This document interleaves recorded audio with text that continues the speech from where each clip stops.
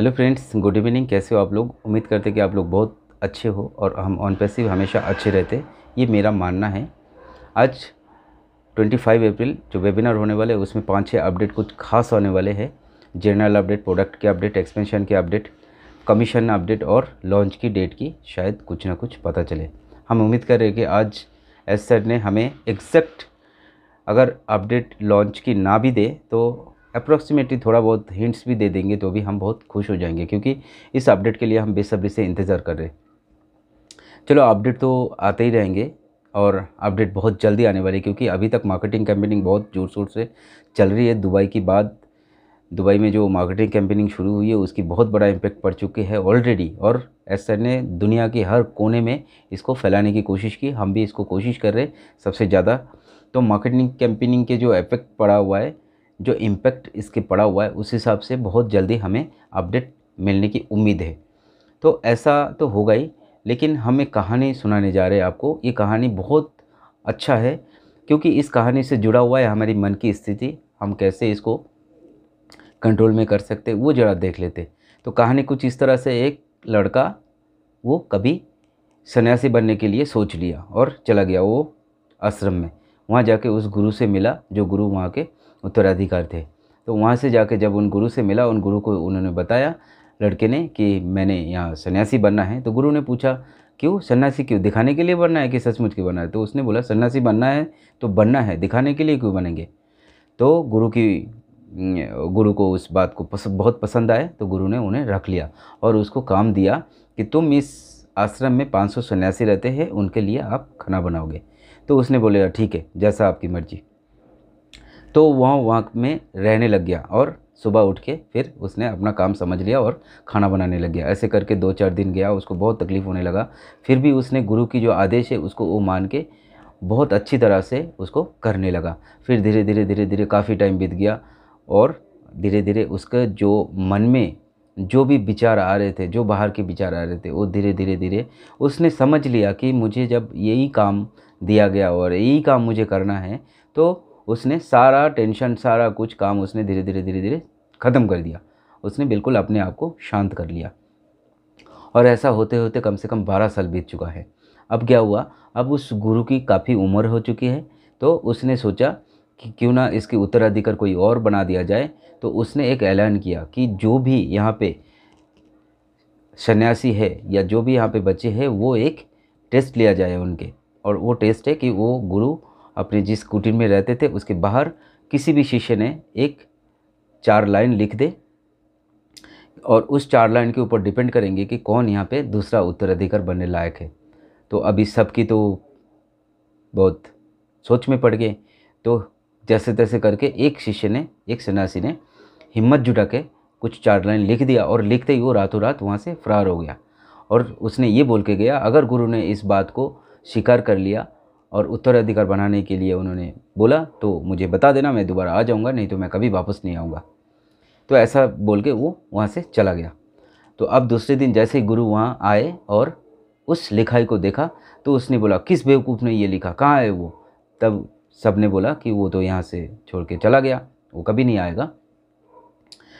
तब उस गुरु को बहुत ऐसा अजीब जैसा महसूस हुआ कि इतने इतने लड़के हैं, यहाँ में से कोई नहीं उत्तराधिकार बनने लायक। तो ये बातें सुनते हुए वो लड़का हंसने लगा, जो खाना बना रहा था इतने दिनों से। तो फिर 2-3 लड़के उनको पूछा कि भाई, यहाँ पे इतना कुछ हो गया और आप इस बात को सुन के हंस रहे हो, क्या तुम वो चीज़ लिख सकते हो जो गुरुजी ने उम्मीद किया है? क्या आप में वो ताकत है? क्या आप वो विचार बुद्धि वाला है जो यहाँ पे गुरु को उत्तराधिकार बनाने लायक कोई ऐसा लाइन लिख सके? उसने बोला, लिख तो मैं सकता हूँ, पर मैं बहुत सालों से लिखना पढ़ना बंद करता नहीं हूँ, इसलिए मैं सब भूल गया। हाँ, मैं बोल तो दूंगा, आप ऐसा करो कि आप खुद लिख लेना, पर इस उम्मीद में नहीं लिखना कि मुझे गुरु बनना है, यहाँ के उत्तराधिकार बनना है। मुझे ये सब बनने का कोई शौक़ नहीं है, और अगर आपने लिखना चाहोगे तो लिख देना, मुझे बनना नहीं है गुरु वगैरह ये सब, ठीक है? तो फिर उन तीनों लड़के ने बोला, चलो ठीक है, फिर हम लिख देंगे। तो फिर उन्होंने वैसा ही किया, उसने जो बताया वो लिख दिया। और सुबह अगले दिन गुरु ने जब देखा कि दोबारा उसकी दीवार पर कुछ लिखा हुआ है, तो गुरु समझ गया। लेकिन गुरु ने उस टाइम किसी को कुछ भी नहीं बताया। आधी रात को उस लड़के के कमरे में चला गया जो लड़के खाना बना रहा था, और जाके बोला कि आप ही हो इस आश्रम के उत्तराधिकार, आपको गुरु बनाया जा रहा है, आप इसको स्वीकार कर लो। लेकिन उसने मना कर दिया कि मुझे नहीं बनना है ये सब चीज़ें। तो अब देखिए उसमें लिखा क्या था, जो पहले वाले लड़के ने लिख के गया था वो लिखा था कि हमारे जो मन है वो एक शीशे की तरह है, इसमें बहुत दिन होने के बाद इसमें मैल जमता है और धूल मिट्टी जम जाता है, इससे वो साफ दिखाई नहीं देता, सब कुछ धुंधला धुंधला सा हो जाता है, और अगर आप इसको साफ़ कर लो तो दोबारा ये साफ़ होने के बाद बिल्कुल अच्छा दिखने लगता है। ये हमारा मन के जैसा है। और अभी जो खाना बनाने वाला उसने ये लिखा कि कौन सा शीशा कौन सा धूल, ना तो कोई शीशा है ना कोई धूल है। मतलब आप समझ गए होंगे, बहुत ज़्यादा गहरी बात है कि उसने अपने आप को इस तरह से ट्रेंड कर लिया, इस तरह उसकी माइंड सेटअप हो गया, इस तरह इतनी हाई लेवल पे उसकी माइंड चला गया, और उसको ना तो शीशा दिख रहा है, ना तो उस शीशे में जमता हुआ मैल दिख रहा है, और ना तो उसको धोने की कोई उम्मीद है, और ना उसको धूल की फ़र्क पड़ रहा है। तो आप सोचो कि उस लड़के की मेंटलिटी कितनी कौन सी लेवल पे चले गए होंगे। तो मैं आपको ये समझाने की कोशिश कर रहा था कि हमारी डेली लाइफ में बहुत सारी परेशानी होते, हम उसको क्या करते, उस परेशानी को हमेशा क्या करते, उसको उल्टाते पलटाते रहते, ऐसा हुआ वैसा हुआ, ये हुआ, क्या इसके क्या करूँ, ये क्या करूँ, ये सब हम करते रहते, लेकिन हमारी प्रॉब्लम कभी हल नहीं होते, ना कभी ख़त्म होते।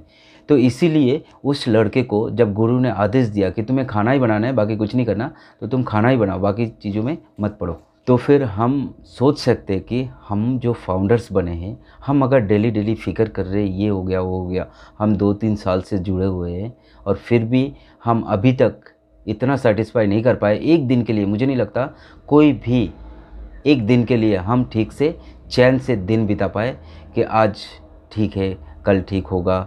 ऐसा होने के बाद भी हम सब जानते हैं कि हमें कल अच्छा न्यूज़ आने वाले हैं, पर फिर भी हम ऑन पैसिव के ऊपर शायद, बिल्कुल दिल से बोल रहा हूँ, 100% उम्मीद नहीं लगा पा रहे, क्योंकि बहुत समय हो गया, लॉन्च की अपडेट नहीं आ रहे, कोई इनकम नहीं आ रहे। बहुत लोगों को कहते हुए भी लोग अभी थोड़ा थोड़ा पीछे हट रहा है कि कैसा रहेगा, क्या होगा, इनकम क्या है। हमें भी बहुत लोग पूछते, मैं उनको बोलता हूँ कि अगर आपको सही नॉलेज है तो आप समझ जाएंगे कि ऑन पैसिव क्या करने वाला है, क्योंकि अगले दिन आने वाला जो दिन है, उस दिन अगर आपको फाउंडरशिप नहीं मिला तो आपको उस टाइम महसूस होगा, असली महसूस उस टाइम होगा कि आपने क्या खोया और क्या पाया।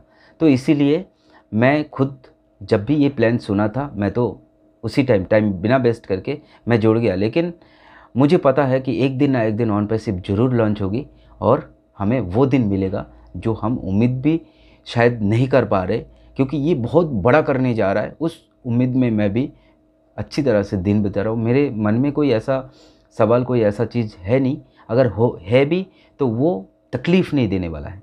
किसी को कोई परेशानी हो रहा होगा, लेकिन मैं खुद की बात करूँ तो मुझे कोई इस तरह से कोई फीलिंग नहीं आ रहा है, क्योंकि मैं इतना समझता हूँ कि ऑन पैसिव एक दिन ना एक दिन फाइनली लॉन्च होगी, और वो दिन आएगी जो सबको ज़रूरी है।